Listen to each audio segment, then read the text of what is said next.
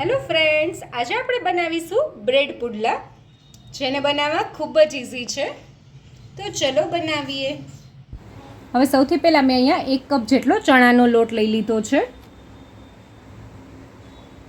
હવે આપણે એમાં સ્વાદ અનુસાર મીઠું એડ કરશું, થોડી હળદર એડ કરશું અને 1/2 ટીસ્પૂન જેટલું કશ્મીરી લાલ મરચું એડ કરશું.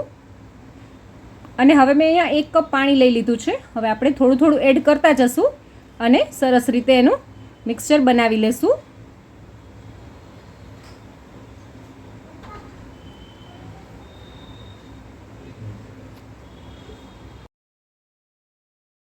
હવે મેં બેટર બનાવવા માટે 1 કપમાં 1 ટેબલસ્પૂન જેટલું પાણી બચ્યું છે.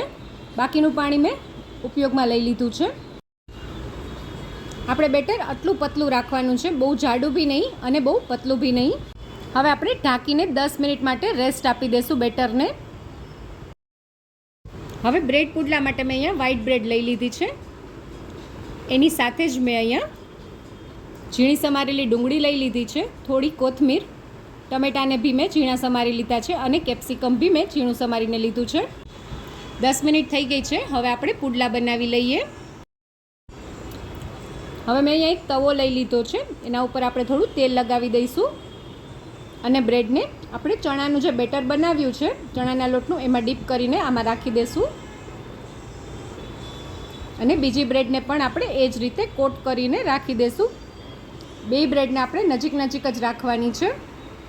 હવે આપણે ઉપર થોડી ઝીણી સમારેલી ડુંગળી એડ કરશું, થોડા કેપ્સિકમ,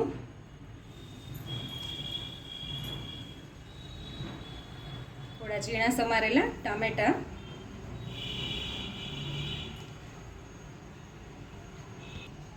થોડી કોથમરી,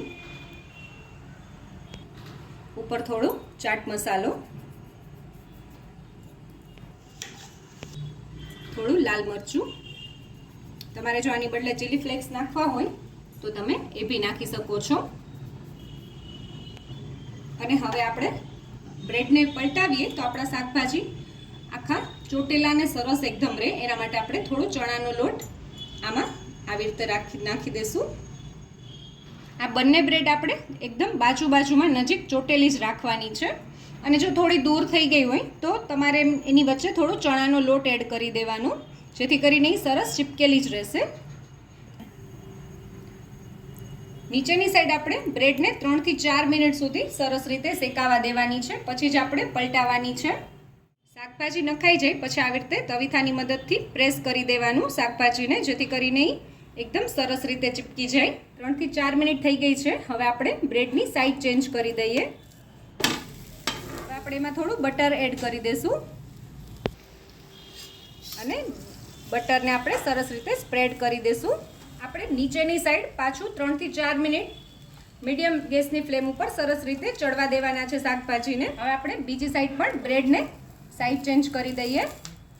તો તમે જોઈ શકો છો એકદમ સરસ રીતે આપણા શાકભાજી ચડી ગયા છે. અને હવે આપણે આની ઉપર ચીઝને સ્પ્રેડ કરી દઈશું. આવી રીતે ખમણીને ચીઝ નાખવાનું છે, જેથી કરીને આપણા બ્રેડ પુડલાનો ટેસ્ટ એકદમ વધી જશે.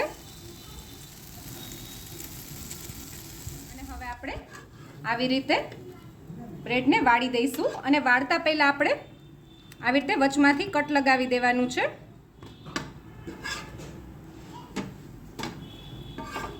અને હવે આપણે આપણી બ્રેડ પુડલાને પ્લેટમાં લઈ લઈએ.